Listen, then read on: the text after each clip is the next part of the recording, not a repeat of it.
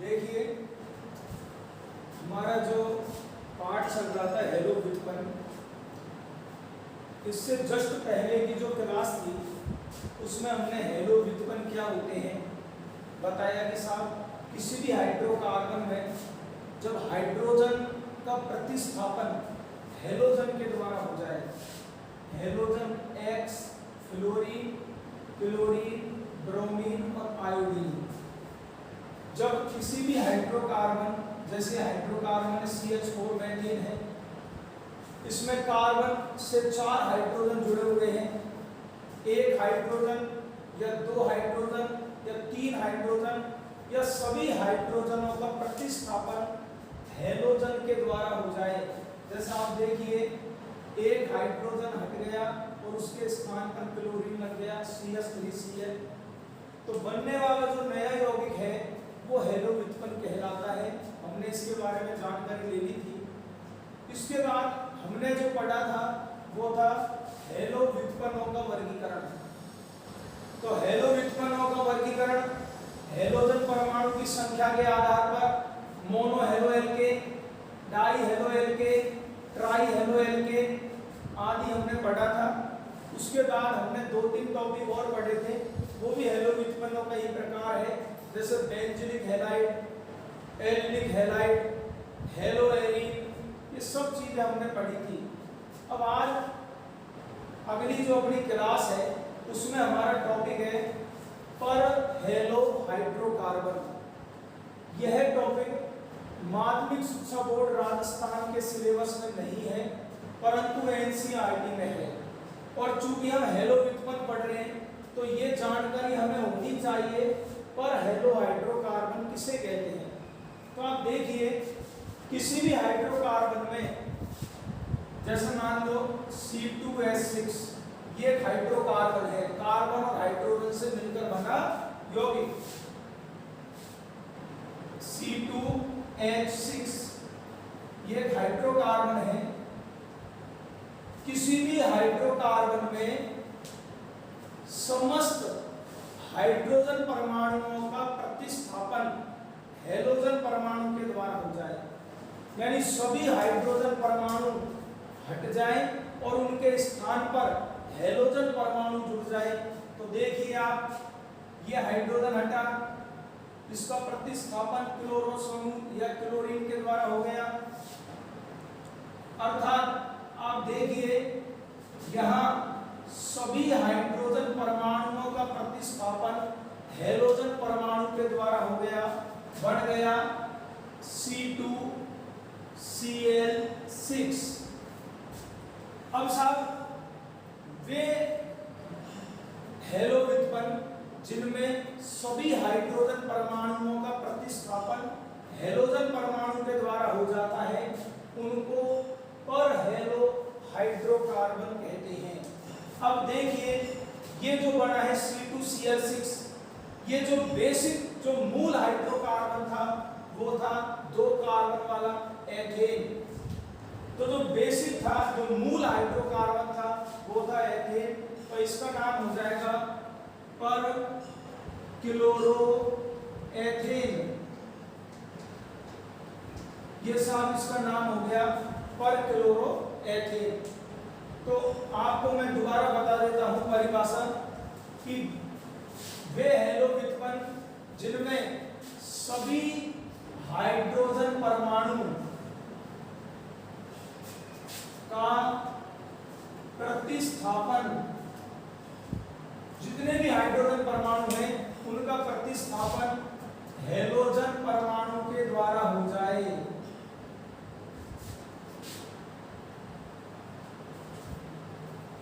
तो किसी भी हाइड्रोकार्बन में सभी हाइड्रोजन परमाणुओं का प्रतिस्थापन जब हेलोजन परमाणु के द्वारा हो जाता है तो बनने वाला हेलो व्युत्पन्न पर हेलो हाइड्रोकार्बन कहलाता है। ये टॉपिक हमारा खत्म हो चुका है। इसके बाद अगला जो टॉपिक है वो है हेलो व्युत्पन्नों का IUPAC नामकरण। तो आप देखिए जो हेलो व्युत्पन्न है उनका हम IUPAC नामकरण पढ़ेंगे। IUPAC नामकरण IUPAC नामकरण हमने 11th क्लास में पढ़े थे, वो सामान्य एल्केन, एल्कीन या एल्काइन के पढ़े थे। अब हम यहाँ स्पेशल पढ़ेंगे हेलो व्युत्पन्नों का IUPAC नामकरण। जैसे आप देखिए, एक मैं सिंपल उदाहरण आपके सामने लिख देता हूं। ये हेलो व्युत्पन्न है, हेलो एल्केन है, हेलो एल्केन है। इसका हमें IUPAC नाम लिखना है। सामान्य नियम है वही जो हम पहले पढ़ते आए हैं, फिर भी कुछ नियम मैं बोर्ड पे यहाँ लिख देता हूं, आप उसको किताब में से पढ़ सकते हो। सबसे पहले सबसे लंबी कार्बन श्रृंखला का चयन करना है। सबसे लंबी जो कार्बन श्रृंखला होगी उसे मुख्य कार्बन श्रृंखला भी कहते हैं।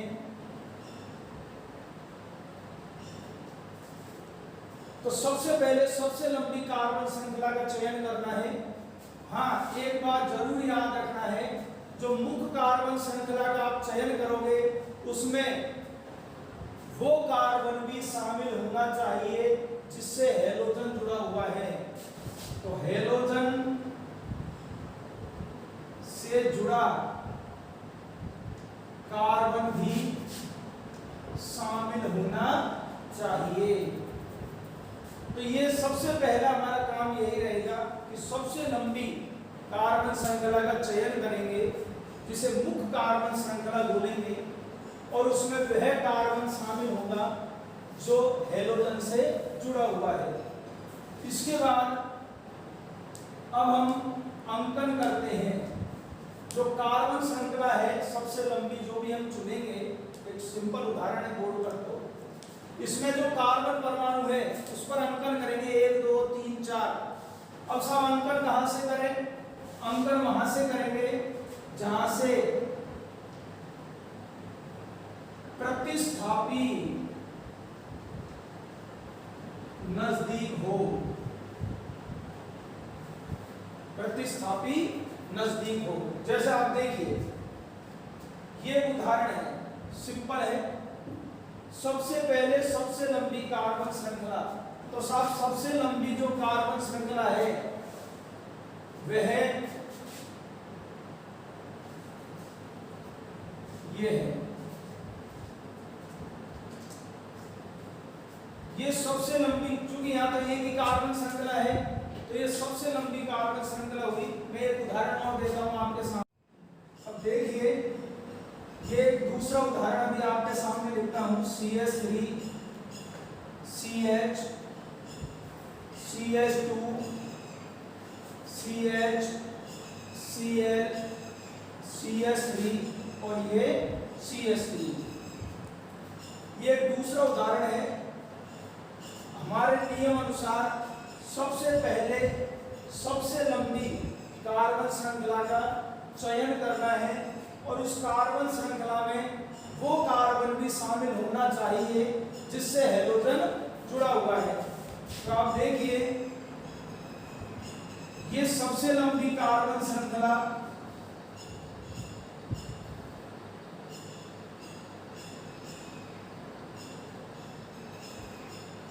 एक 2 3 4 5, ये 5 कार्बन की सबसे लंबी कार्बन श्रृंखला है। अब मैं आपको बताता हूं कि जो डॉटेड लाइन में जो कार्बन श्रृंखला है ये मुख्य कार्बन श्रृंखला कहलाती है।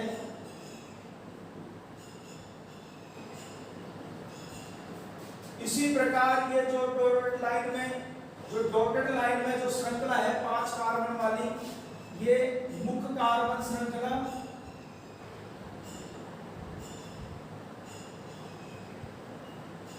और आप देखिए, इधर ये जो मुख्य कार्बन श्रृंखला से Cl जुड़ा हुआ है यह प्रतिस्थापी है। इसी प्रकार नीचे ये जो मुख्य कार्बन श्रृंखला से Cl जुड़ा हुआ है ये भी प्रतिस्थापी है। और ये जो CH3 जुड़ा हुआ है मैथिल, ये भी प्रतिस्थापी है। तो आप देखिए ऊपर वाली जो उदाहरण है उसमें प्रतिस्थापी 1 है और नीचे वाले उदाहरण में प्रतिस्थापी 2 है। अब साहब अगला जो नियम है वो है अंकन। जो कार्बन श्रृंखला है उस कार्बन श्रृंखला पर अंकन करेंगे। अंकन उधर से किया जाता है जिधर से प्रतिस्थापी नजदीक आए। तो आप देखिए यहां केवल एक ही प्रतिस्थापी है, तो अंकन 1 2 3 ये हमने अंकन कर दिया। नीचे वाले उदाहरण में आप देखिए अगर हम अंकन इधर से करते हैं 1 2 3 4 5, यदि हम अंकन इधर से करते हैं 1 2 3 4 5, यहाँ जो प्रतिस्थापी है वो दूसरी स्थिति पर है। जैसे 1 2 3 4 5, यहाँ जो प्रतिस्थापी है वो दूसरी स्थिति पर है। कौन सा प्रतिस्थापी? मैथिल। और चौथी स्थिति पर कौन है? क्लोरो।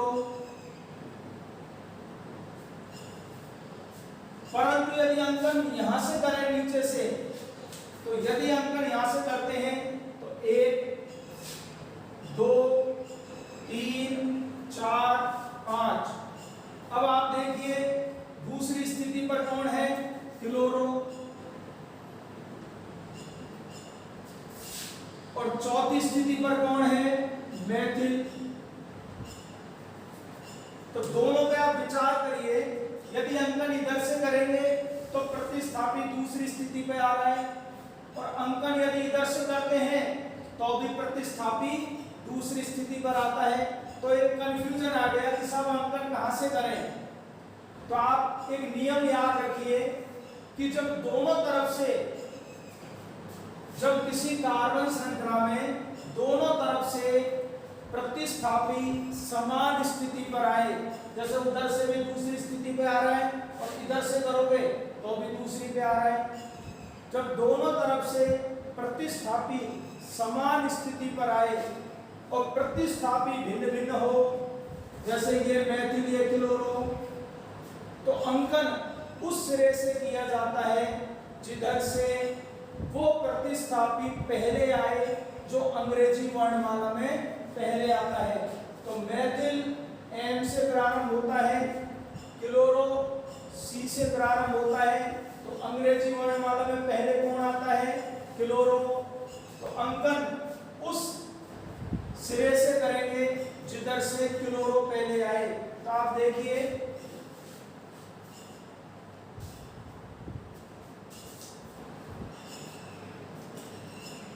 यहां अंकन इस प्रकार किया जाएगा, ये पहला कार्बन, ये दूसरा, ये तीसरा, ये चौथा और ये पांचवा। यानी हमने अंकन उस सिरे से किया है जिधर से क्लोरो पहले आ रहा है, क्योंकि क्लोरो अंग्रेजी वर्णमाला में पहले आता है। अब हम नाम लिखेंगे, तो नाम IUPAC नाम लिखने का तरीका यह है, पहले प्रतिस्थापी की स्थिति कि वो दूसरे कार्बन पर है, तीसरे पर है, चौथे पर है, उसके बाद प्रतिस्थापी का नाम और अंत में मुख्य कार्बन श्रृंखला का नाम। तो देखिए सबसे पहले प्रतिस्थापी की स्थिति, प्रतिस्थापी कौन से कार्बन पर है? पहले पर, तो 1। अब प्रतिस्थापी का नाम, Cl का नाम होता है क्लोरो, 1 क्लोरो। उसके बाद मुख्य कार्बन श्रृंखला का नाम, तो मुख्य कार्बन श्रृंखला 3 कार्बन वाली है, सिंगल बॉन्ड है, 3 कार्बन को सिंगल बॉन्ड है एन, प्रोपेन। और अंक और शब्द के बीच में डैश लगाओगे, 1 क्लोरोप्रोपेन। ये नाम एक साथ लिखा जाएगा, क्लोरो प्रोपेन के बीच में किसी प्रकार का गैप नहीं होगा, तो नाम हो गया 1 क्लोरोप्रोपेन। इधर आप देखिए, यहां पहले प्रतिस्थापी का नाम। अब साहब कौन से प्रतिस्थापी का नाम पहले लिखें? ये क्लोरो है, और जो दूसरा प्रतिस्थापी है वो मेथिल है। तो नाम लिखते समय उस प्रतिस्थापी का नाम पहले लिखा जाएगा जो अंग्रेजी वर्णमाला में पहले आता है। क्लोरो सी से प्रारंभ होता है, मेथिल एम से प्रारंभ होता है, तो पहले क्लोरो लिखा जाएगा, तो इसका नाम हो गया 2 क्लोरो। अब दूसरा प्रतिस्थापी क्या है? मेथिल, तो 4 मेथिल, 2 क्लोरो 4 मेथिल। अब बची मुख्य कार्बन श्रृंखला, 5 कार्बन वाली है, सिंगल बॉन्ड है, तो हो गया पेंटेन। अंक और शब्द के बीच में डैश लगाओगे, तो इस यौगिक का नाम हो गया 2 क्लोरो 4 मेथिल पेंटेन। तो हमने एक बार सबसे पहले मुख्य कार्बन श्रृंखला का चयन किया, उस कार्बन श्रृंखला में वो कार्बन भी शामिल होना चाहिए जिससे हैलोजन जुड़ा हुआ है। इसके बाद अंकन करेंगे, अंकन उस श्रेय से किया जाएगा जिधर से प्रतिस्थापी नजदीक आए। अब साहब नीचे वाला जो उदाहरण था उसमें एक नई बात सीखने को मिली कि यदि अंकन इधर से करते हैं तो मेथिल प्रतिस्थापी दूसरी स्थिति पर आता है, और अंकन इधर से करते हैं तो क्लोरो प्रतिस्थापी दूसरी स्थिति पर आता है। तो साहब जब दोनों तरफ से, दोनों सिरों से प्रतिस्थापी समान स्थिति पर आए और प्रतिस्थापी भिन्न भिन्न हो, तो अंकन उस सिरे से किया जाता है जिधर से वो प्रतिस्थापी नजदीक आए जो अंग्रेजी वर्णमाला में पहले आता है। तो मेथिल और क्लोरो, एम की अपेक्षा सी पहले आ रहा है अंग्रेजी वर्णमाला में, तो हमने देखो अंकन इधर से किया है 1 2 3 4 5। नाम लिखते समय भी पहले उसी प्रतिस्थापी की स्थिति और नाम लिखा जाता है जो अंग्रेजी वर्णमाला में पहले आता है। 2 क्लोरो पहले लिखा है, 4 मेथिल बाद में लिखा है, और अंत में मुख्य कार्बन श्रृंखला का नाम लिखा है। देखिए 3 उदाहरण और बोर्ड पे लिखे हुए हैं। Cl जुड़ा हुआ है, कोई हैलो व्युत्पन्न हो गया, ClBr जुड़ा हुआ है, कोई हैलो व्युत्पन्न है, और इधर Cl जुड़ा हुआ है, हैलो व्युत्पन्न है। अब साहब इनका IUPAC नाम हमें लिखना है, सोच समझ के देखना है इसको। सबसे पहले सबसे लंबी कार्बन श्रृंखला का चयन करना है। तो आप देखिए यहां ये सबसे लंबी कार्बन श्रृंखला हो गई, 3 कार्बन वाली है, वो कार्बन शामिल है जिससे हैलोजन जुड़ा हुआ है। अब यहाँ जो ये CH3 है अलग, ये प्रतिस्थापी है, और ये जो Cl है ये भी प्रतिस्थापी है। अब नीचे आइएगा, ये बिल्कुल सिंपल है, सीधी की सीधी कार्बन श्रृंखला है, 4 कार्बन वाली है, सबसे बड़ी हो गई। ये जो Cl है प्रतिस्थापी है, और ये जो Br है ये भी प्रतिस्थापी है। अब साहब यहां एक उदाहरण ये भी है, इसमें सबसे लंबी कार्बन श्रृंखला का चयन, तो साहब एक विद्यार्थी जिसने सबसे लंबी कार्बन श्रृंखला का चयन किया कि साहब ये है सबसे लंबी कार्बन श्रृंखला, 6 कार्बन वाली है। परंतु IUPAC नामकरण के जो नियम है उसमें हमने ये सीखा है कि जो मुख्य कार्बन श्रृंखला होगी, सबसे लंबी जो कार्बन श्रृंखला होगी, उसमें वो कार्बन भी शामिल होना चाहिए जिससे हैलोजन जुड़ा हुआ है। तो देखो हैलोजन इस कार्बन से जुड़ा हुआ है और यह कार्बन इस श्रृंखला में शामिल नहीं है, अर्थात ये गलत है, ये मुख्य कार्बन श्रृंखला नहीं है। सबसे बड़ी तो है परंतु मुख्य कार्बन श्रृंखला नहीं है, क्योंकि इसमें वो कार्बन शामिल नहीं है जिससे हैलोजन जुड़ा हुआ है। तो अब आप दूसरा जो चयन है वो साहब किसी बच्चे ने इस प्रकार से किया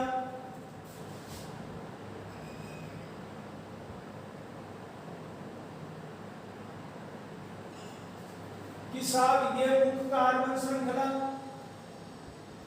और इसमें वो कार्बन भी शामिल है जिससे हैलोजन जुड़ा हुआ है। परंतु आप देखिए यहाँ कितने कार्बन है, 4। अब मैं इससे बड़ी एक श्रृंखला और बन रही है,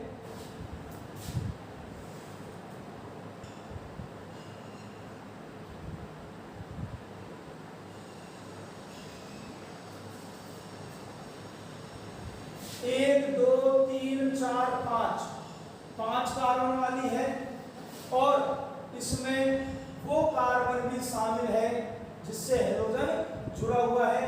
पहले जो हमने लिखी थी वो केवल 4 कार्बन वाली थी, तो भाई ये मुख्य कार्बन श्रृंखला है। यहाँ ये जो Cl है, ये Cl ये प्रतिस्थापी है, ये जो 2 कार्बन वाला सिरा है ये भी प्रतिस्थापी है और इधर ये CH3 है ये भी साहब प्रतिस्थापी है। अब हम अंकन करेंगे। अंकन उस सिरे से किया जाता है जिधर से प्रतिस्थापी नजदीक आए। तो आप देखिए 1, 2, 3, दूसरी स्थिति पर प्रतिस्थापी क्लोरो और मेथिल है, इधर से करोगे तो भी वही दूसरी स्थिति पर आएगा। यहां आप देखिए इस उदाहरण में एक बच्चे ने अंकन किया 1, 2, 3, 4, प्रतिस्थापी कौन सी स्थिति पर आ रहा है, दूसरी पर। दूसरे बच्चे ने अंकन किया 1, 2, 3, 4,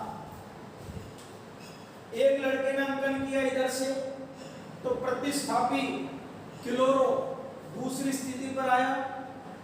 दूसरे ने अंकन किया इस सिरे से, तो प्रतिस्थापी ब्रोमो दूसरी स्थिति पर आया।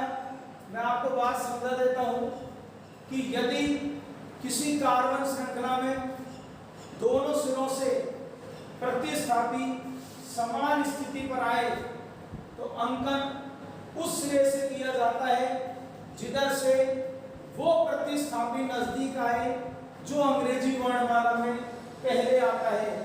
अब आप देखिए यहां एक तो है ब्रोमो, ब्रोमो बी से प्रारंभ हो रहा है, एक है क्लोरो सी से प्रारंभ हो रहा है।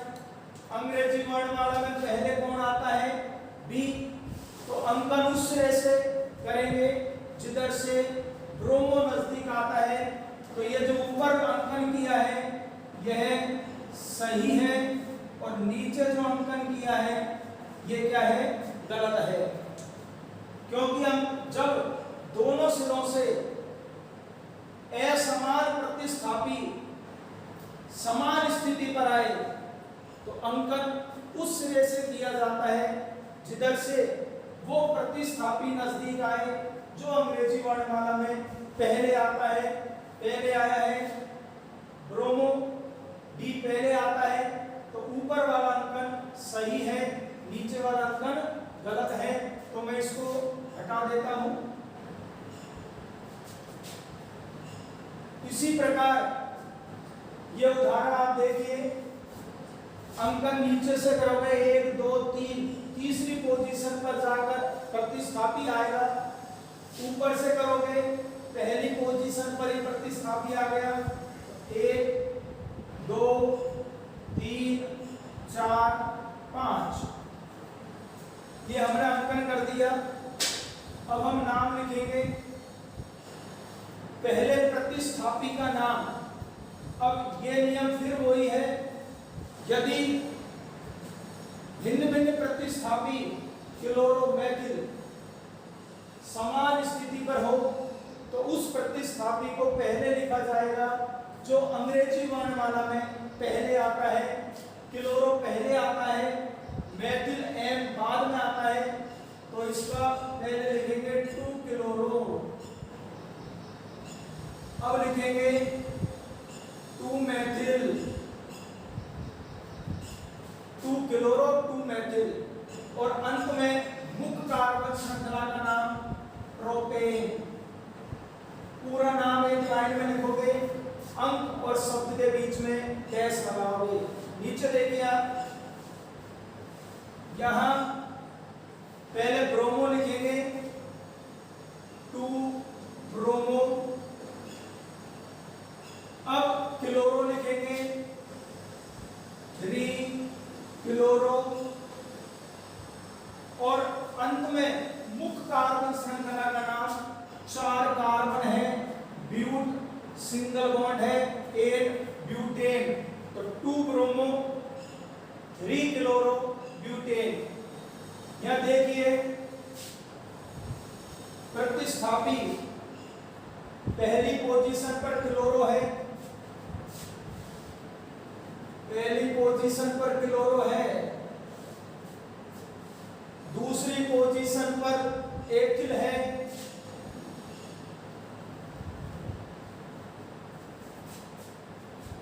और तीसरी पोजीशन पर मेथिल है।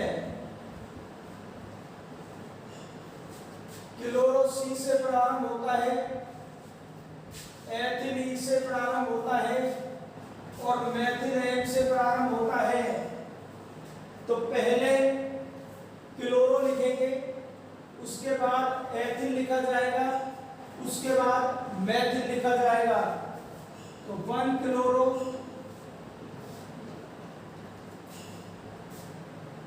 2 एथिल, 3 मेथिल,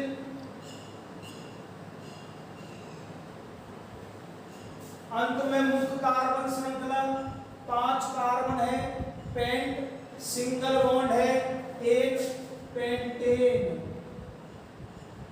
तो आप देखिए इसका नाम हो गया 1 क्लोरो, 2 एथिल, 3 मेथिल, पेंटेन।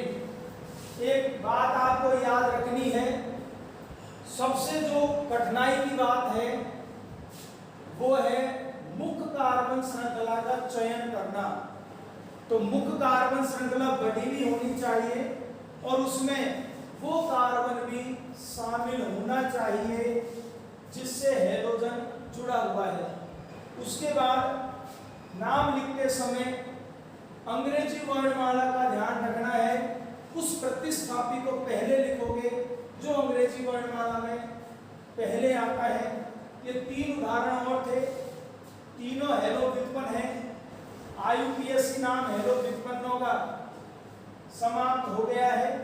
इसके बाद आप अन्य किताबों से या और जो अपने माध्यमिक शिक्षा बोर्ड की किताब है इससे आप उदाहरण हल करना। IUPAC नाम के बाद जो अगला अपना टॉपिक रहेगा वो रहेगा जो हेलो व्युत्पन्न है, इनमें कार्बन और हेलोजन के बीच जो ये बंध है, इस बंध की प्रकृति।